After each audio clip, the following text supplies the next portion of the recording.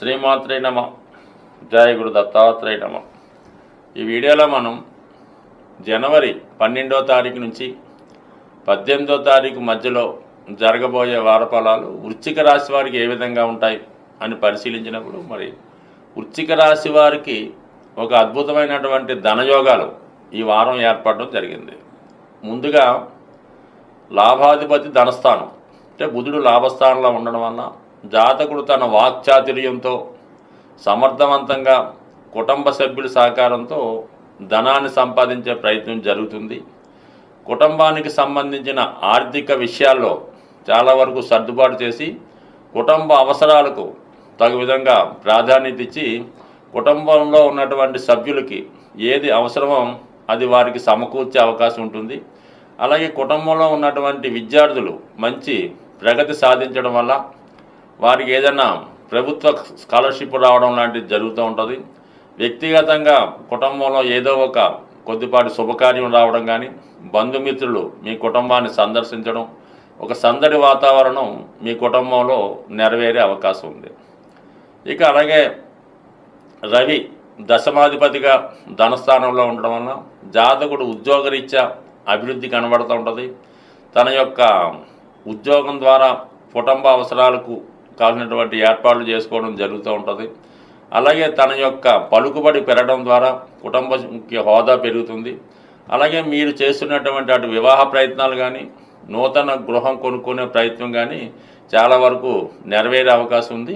ఏ అవసరానికైనా మీకు అటు ప్రభుత్వ పథకాలు రావడం కానీ, ప్రభుత్వ సహకారం కానీ, ప్రభుత్వ అధికారుల సహకారం కానీ వచ్చే అవకాశం ఉంది. ఇక మనకి ముఖ్యంగా ఈ జనవరి 14వ తారీఖు తర్వాత రవి మకర సంక్రమణం జరుగుతుంది.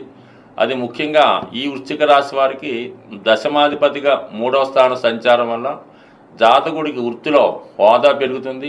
అటు ప్రభుత్వ ఉద్యోగంలో ఉన్న, ప్రైవేట్ సర్వీస్లో ఉన్నా కూడా అటు ఉద్యోగపరమైనటువంటి కొద్దిపాటి మార్పులు, ఉద్యోగపరమైన అభివృద్ధి, అదనపు బాధ్యతలు రావడం జరుగుతూ ఉంటుంది. నిరుద్యోగులైనటువంటి ఉద్యోగులు ఎవరైనా ఉంటే చిన్నపాటి ప్రభుత్వ ఉద్యోగంలో కానీ, ప్రైవేటు ఉద్యోగంలో కానీ ప్రయత్నాలు చేస్తుంటే వారి యొక్క ఉద్యోగ అవకాశాలు ఈ జనవరి 14 తర్వాత లభించే అవకాశం ఉన్నది. ఇక లాభస్థానంలో కేతుగ్రహ సంచారం వల్ల మీకు చాలా ఆధ్యాత్మిక గురువుల వల్ల కానీ, బాగా తెలివైనటువంటి ప్రొఫెసర్లు, గురువులు లాంటి వాళ్ళు మీ యొక్క అభివృద్ధికి సహకరిస్తారు. వారు సూచించిన విధంగా మీరు నడుచుకోవడం వల్ల కానీ, వారి ఉపదేశాల వల్ల మీ యొక్క నడవడిక మార్చుకోవడం వల్ల కానీ, లేదంటే గొప్పవారి యొక్క రికమెండేషన్ మీకు లభించడం వల్ల మీ ఉద్యోగ ప్రయత్నాలు, అలాగే చిన్న చిన్న ఆర్థిక పరమైన సమస్యల నుంచి బయటపడే విధంగా మీకు ఈ వారం అంతా కూడా కేతుగ్రహ సహకారం సంపూర్ణంగా ఉంది. అంటే ముఖ్యంగా ఈ లాభస్థానం మీద ధనాధిపతి గురువు యొక్క దృష్టి పడడం జరుగుతూ ఉంటుంది.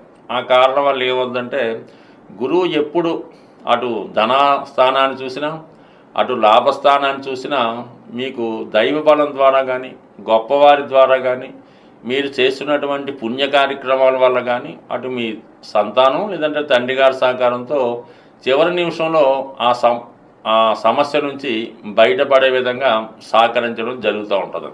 సో ఈ కారణం వల్ల ఏంటంటే మీ యొక్క పుణ్యఫలం అంటే పూర్వపుణ్యం కలిసి రావడం వల్ల ఈ సమయంలో అటు ఉద్యోగ విషయాలు కానీ, విద్యా విషయాలు కానీ, వివాహ విషయాల్లో ఉన్నటువంటి సమస్యలు పరిష్కారం అయ్యే అవకాశం ఉంది.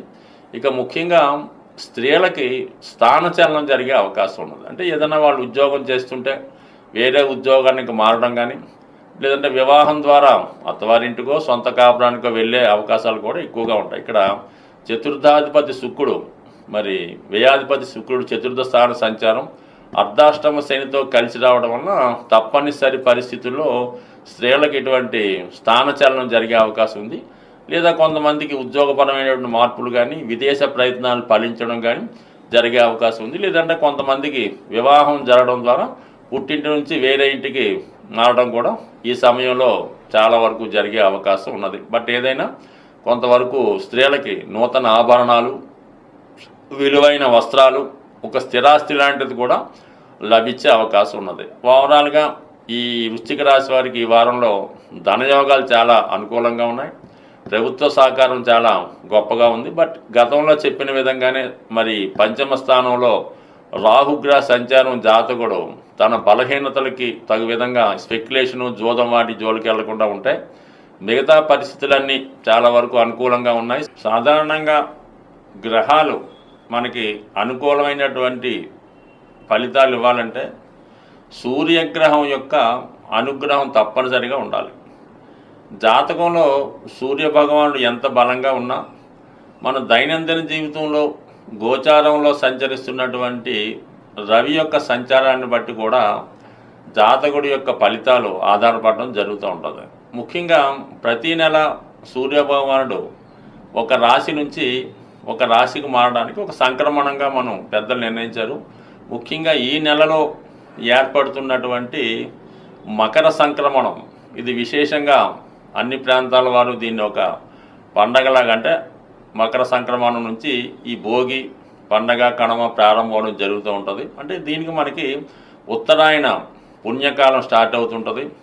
మరి ఈ సమయంలో ఏ పని చేపట్టినా అది మంచిగా జరిగి దేవతల యొక్క అనుగ్రహం పొందే అవకాశం ఉంటుంది. కాబట్టి మరి ఈ మకర సంక్రాంతి రోజు అంటే మనకి జనవరి 14వ తారీఖు రోజు మరి విశేషంగా ప్రతి ఒక్కరూ కూడా ఏదైనా ఒక దేవాలయాన్ని సందర్శించి ఆ రోజు సూర్య నమస్కారం చేసుకోవడం కానీ సూర్యుని విశేషంగా ప్రార్థించి ఆ రోజు నియమంగా ఉండడం వల్ల దగ్గరలో ఏదైనా సూర్య దేవాలయం ఉన్నా లేదంటే రామాలయం ఉన్నా కనీసం వెంకటేశ్వర స్వామి టెంపుల్ కన్నా వెళ్ళి విధి విధానంగా పూజ చేసుకోవడం వల్ల చాలా వరకు మనకి ఈ సూర్యుని యొక్క అనుగ్రహం ఉత్తరాయణ పుణ్యకాలం అంతా ఉండే అవకాశం ఉంది. ముఖ్యంగా ఇదే వారంలో వచ్చే కనుమ పండుగ రోజు మరి ఏదైనా మీరు గోశాలను దర్శించి అక్కడ ఉన్నటువంటి గోవుల్ని సేవ చేయడం కానీ ఆ గోశాల నిర్వహణకి మీరు ఏదైనా కొంతవరకు ద్రవ్యాన్ని సమర్పించడం వల్ల కానీ ఆ పశువులకి ఏదైనా